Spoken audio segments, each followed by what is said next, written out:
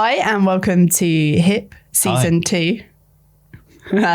Season 2, Episode 11. So it's the final episode and we have Matt here. Hello. Hi. Hi. Sorry, I was in a bit early there. Eager. That's it.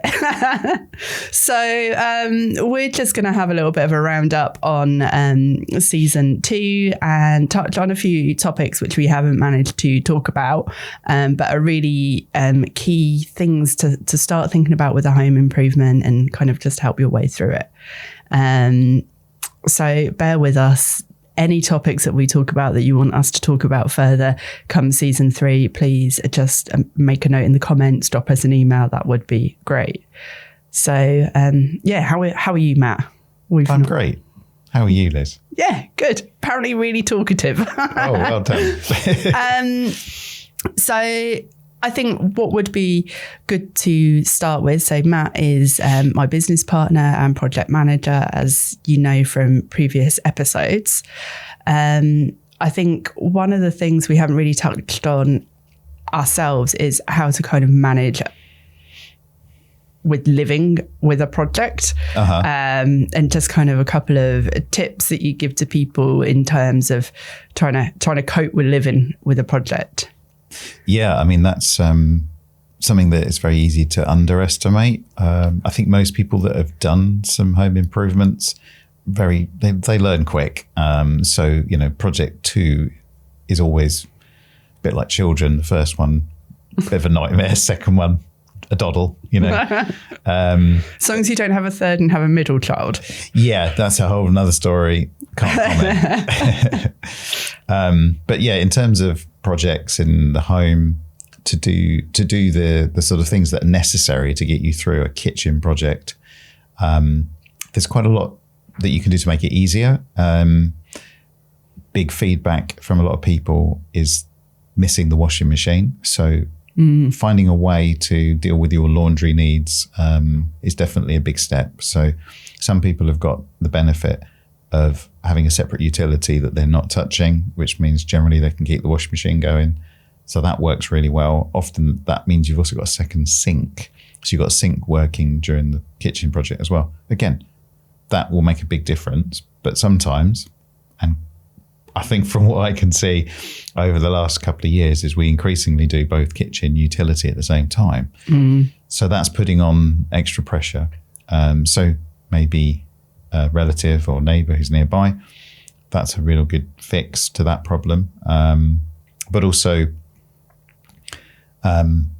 we can sometimes, for example, connect back a washing machine as soon as possible. And I do find that a lot of people ask that question before we start, how long am I going to be without my washing machine?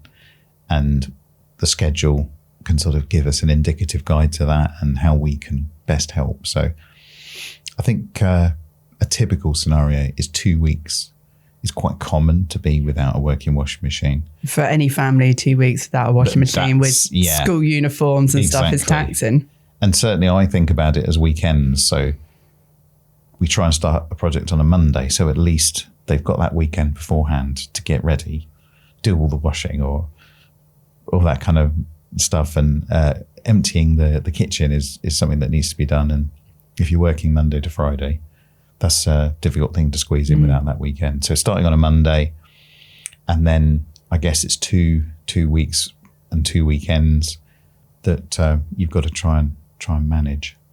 So it is difficult, but planning ahead will always help, and we'll do what we can to help. That's for sure. There's also things like the refrigeration. So a lot of people like to keep their existing fridge. But when you're moving it and emptying it, what do you do in the interim? And I know that in the past we've seen people have boxes where we can pull the boxes of whatever's left in the fridge out, move it, put it all back in and shut the door really quickly. Because obviously it needs to, you need to leave it a little while when you move these things to plug. If you've moved it around a lot, it sometimes needs a little bit of settling time. A freezer will normally last quite a long time as long as the door is kept shut. So it's manageable. Again, I think the fridge is manageable. If it's in the height of summer, that can be a bit more taxing, especially when you've got 30 plus degree days. But I think we did one, I'm trying to remember when it was probably in July, and the weather was warm. And we moved the fridge across the room. For the amount that we moved it didn't need any settling time, and the drawers came out of the freezer, so you could just lift them out. And the contents of the fridge just sort of onto the work surface temporarily, got it into position, got it all set up, put everything back again, and it worked quite smoothly. In terms of when we've started a project, we often put the fridge into the dining room maybe, or sometimes into the garage for a customer. That can serve as a temporary fridge facility during the project, and that does make a massive difference to people. I think another point to raise in that emptying of the kitchen is going back to the episode from season 1 with Kate, making sure you're decluttering and you're looking at the 57 cups that you've accumulated, and do you really need 20 with chips in and sentimental value, and trying to do that decrease. Because if we have moved the fridge into the garage and then you end up with your boxes stacked in front of it and you knock your crockery over, or end up with fish sauce spilt. No one wants fish sauce spilt everywhere, trust me, I've done it. No, we don't. So yeah, just kind of thinking about decluttering at that point as well. And then again, when you reload. Yeah, no, decluttering I think makes a massive difference, and it's something that we all deserve to do as part of a new kitchen. Yeah, throughout the house, to be fair. I mean, how many of us have socks that should have gone in the bin a long time ago? I was very good the other day. I threw some away. Congratulations. Thank you. Okay, and I said we were going to talk about a variety of things, and I think some of the topics that we should really look to cover moving forward is considering how you can make your home more sustainable without having to really think massively outside the box. So I think there are considerations around, if you're living in a home for a while, how you're heating it, how you're powering it. And I'm in the process of looking at solar panels, because the decision is we will be there for 10 years plus, all being well. So that is something we're looking at. And I know that's a journey you went on a few years ago. Yes. So yeah, I think it's hard to find people to come out and quote. And that was the toughest thing for me at the beginning. A lot of it feels really salesy, I think. The amount of phone calls, kind of quite high pressure sales that I've had, really puts me off. I'd like to get some information, take that time, speak with someone. I mean, what about your process? The process that I found, it actually took, I would say it took probably 2 years before I actually managed to find somebody who actually went through the whole process for quoting, planning, and then actually proceeding and fitting solar panels. I had a very mixed experience dealing with, I think EDF was one of them. So a big brand name in the world of energy. They came out and gave me a fantastic detailed plan of action and what I should expect from my solar panels over the years. I never got a price. So I got all this information, and it was so helpful, and they were really pleasant people who came around and knowledgeable, but they never gave me a quote despite chasing it up and, looking to actually find how much it was going to cost. I've had another big energy company quote for me, no interest in coming out. They wanted me to take photos, upload them, talk to them about the route, but no house is the same. Every house has its quirks and complications. They really needed to visit to have a look at the routes. They've taken a Google Maps view of my house and said you can have 5 solar panels, which I highly disagree with, along with other people. But being able to have that kind of open conversation, get any detailed information from them has been really taxing for me. So I've had to push that away. So to hear that you've had that experience of all of that information but no price, I've had literally the reverse. I've had the price but very little information. Well, I've experienced all the variations. I think there was one where I got a price, but it never came to fruition. It was they said they were going to go away and come back with a better price. Never happened. It's surprising how, we're talking about quite a large sum of money, how so many people are not really going through the process that's necessary. The one that eventually did, they did it via Google or satellite imagery. And they sort of planned it out, and it was quite a good, what they did and how they planned it remotely was pretty good. And I think they possibly did that off the back of how we changed things for COVID. It wasn't going to be easy during COVID to visit anybody. And you, just like we did, adapt to new means to make that work. And to be fair, it did. And they were able to do some quite detailed 3-dimensional mapping that enabled them to plan the solar panels on the roof, or in my case, roofs, because there are over 3 different roofs. And it worked quite well, to be fair. And they did come out and do a technical survey once I'd given the deposit and we were moving forward. So it's not like they just came along blind with a load of solar panels. So there was a process there. Just to kind of chime in, you don't have 3 houses. You just made sure that every roof, as in a garage and things, were kind of maximised. You got the best from the sun available. Exactly, because we knew what we needed. And what I've got, I think, is 17 panels. So I've got a reasonable size system, and it works amazing in the summer. It works good in autumn and spring. Not so great in winter, but it's expected in the UK. The UK is what we have to accept. You can't have everything. Interestingly, when we spoke about me getting solar panels, you said that you feel you're getting the return much quicker than anyone had anticipated. Well, when they map out the return, they map it out based on some sort of slightly dated information, a bit like with the energy on appliances that we're familiar with. They had a set of letters that told us how energy efficient it was. And we got to a point we were on A+++. And someone said, I think we better start the system again. And the old A became a G, I think. Yeah, which set everyone off who didn't want a G-rated appliance in their kitchen. Exactly. They had to explain. Think about everything again. So I don't know if they're going to rejig it like they did with appliances at some point. But at the time that I got my solar panels, they were using that system, and the return of investment was quoted about 18 years. Well, from what I can see over the last 3 summers, that I'll be well ahead of that. I'm not sure to what degree exactly, but I mean, this summer's been pretty good for sunshine. So pretty pleased with that. And I've got the results from the solar. And yeah, I could see return of investment for about 10 years. So it's not, a small difference. That's a big difference. And to clarify, you have 2 batteries store. I do have 2 batteries. Yeah, they're 6.5 kilowatts each. So I've got 13 kilowatts of battery storage, although you don't use the whole 13 kilowatts. So I've probably got usable, I think it's about 10% that you can't utilize for whatever reason. So about 10% there. So yeah, I've probably got about 11 kilowatts of storage capacity.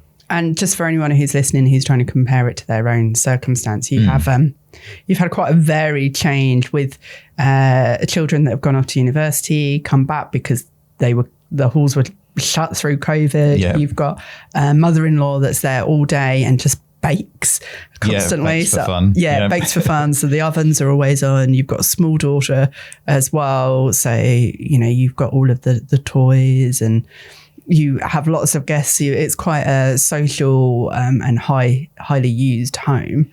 So that... Yeah, there's plenty going on normally. So I guess the norm over that period of the last 3 years has been 4 adults and 1 child. That's the typical.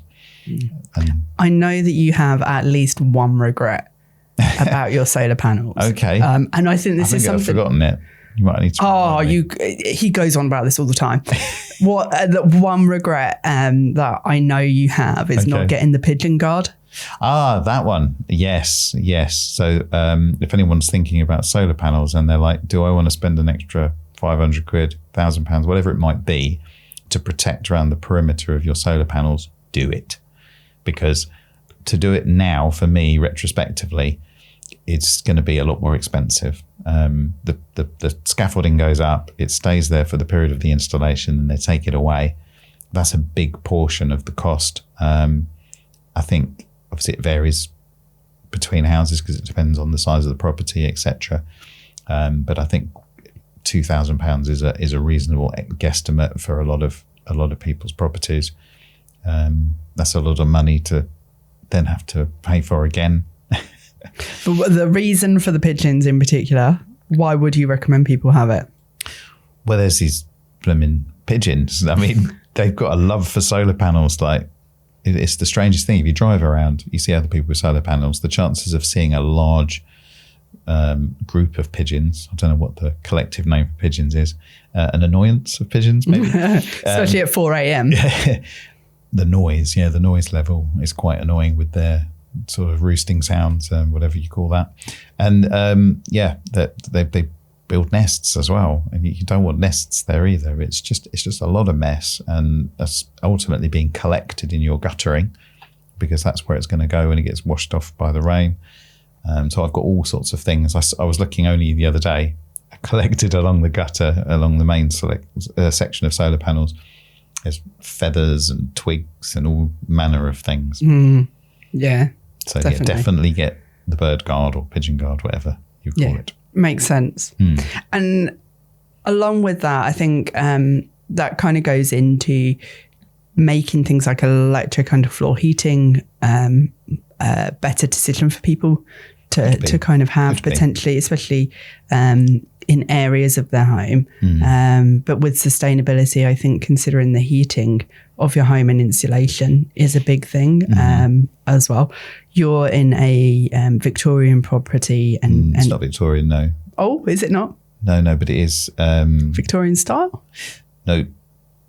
Oh, shut up. Go for it. It was built in 1938, 1939. Oh, so wow. A little bit after the Victorians had moved on, so to speak. But yeah, it's an older house. It's a suspended floor. It was no cavity in the brickwork, and it had old windows when we moved in as well. So that house was very cold in winter. And yes, it's not very cold in winter anymore. It's nice and cozy. And that's because we've invested in insulation mainly, including insulating the floor. The floor and the walls? Yeah, internal insulation on the walls. We could have done it on the outside. We went for the inside for the sake of sort of 5 centimetres on any external wall that you lose. It was a much more economical way of doing it. And the internals needed, updating anyway. So it was kind of went hand in hand with that. And it's worked really well. I suppose what's quite nice about doing internal insulation is the walls are then not nearly as cold to touch. If we'd done the external insulation, the internal walls still have a certain cold to touch feel about them. So it's a nice impact that it's had. And the difference is phenomenal. I mean, the only cold wall left in the house is the one we couldn't insulate, which was up the stairs. And you notice that. You notice that in the summer as well. Summer and winter, it's either very cold or very hot, respectively. I think that's really interesting to point out because there's quite a lot around loft insulation, but a lot of people don't think about insulating downstairs and the floors and the walls as well, but they have a big impact. So yeah, the loft is great, so you're not losing through the roof, but keeping the rest of the house warm as well. And then there's also upgrading radiators. A lot of people get confused about the cost of radiators because you can pick up your £99 one vertical radiator down at a DIY store, or you can spend £500 on one that looks exactly the same, but the output and the materials used makes a difference as well. The output can be very evident, and it gets even more confusing in as much as how that output is calculated can vary. So we use Zender, which is a great product. It's got a good guarantee. We have very little problems at all with the Zender product. If you go into like stately homes around the country, you'll often see Zender products because they are fantastic. They do cost a bit more, but the quality is there, the heat output is there, and the consistency in the manufacturing is there. What you sometimes see from the sort of import products from the likes of China is you can get a bit of variation in the manufacture. The detail of the heat output can be a bit questionable as well. I think looking at my own home, I went for a kind of mid-range, a middle of the imports to the Zender products that we do when I initially moved in. And they're definitely not wearing in the same way as the other radiators that I installed a few years later. So just parts are failing, which is causing leakages, affects the system overall. So things like the airlocks need to be considered, any dirt or grime that's getting in there.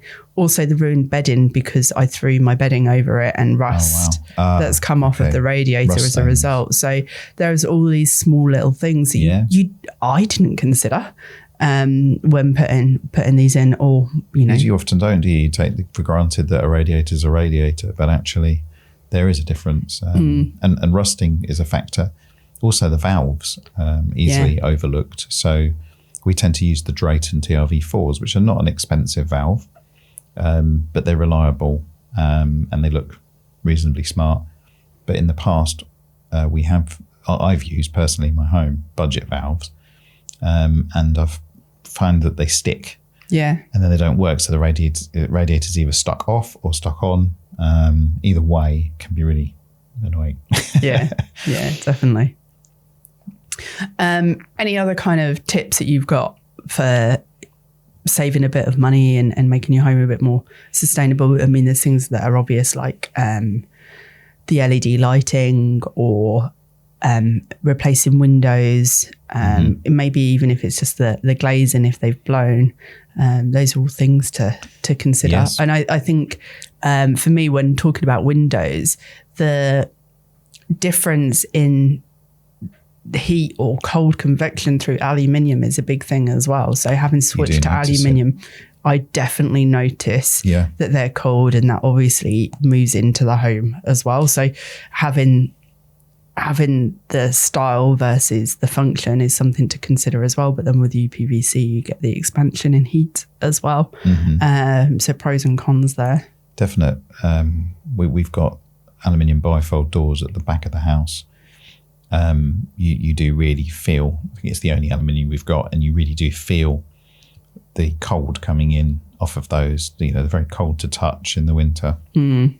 So they're not as, they don't seem to do such a good insulating job as perhaps the UPVC does. But surprisingly, the keyhole, when it's really cold, even though there's sort of the Euro barrel, which is, you can barely, it looks like nothing's in there at all except for a tiny space for the key. But you really feel the draft through the keyhole. But there is a factor, but you need the aluminium for bifold doors. PVCU is not strong enough for those. And the warping. Exactly, they can go out of shape. Timber doors as well, much as they look lovely. The maintenance. The maintenance, but also, again, they can warp and misshape. And shrink, expand, and cause all sorts of problems. Need to be very careful when using timber for that type of product. Definitely. Well, that kind of brings us to the end of this episode. So thank you for joining us. Thank you for having me. That's okay. Hopefully we'll see you back in season 3. Look forward to it. Which will be starting in a few weeks. But we've got lots of clips and some outtakes to share with you all in between. And as ever, like, share, subscribe, and drop us any questions that you might have about home improvements. Thanks, Matt. Thank you.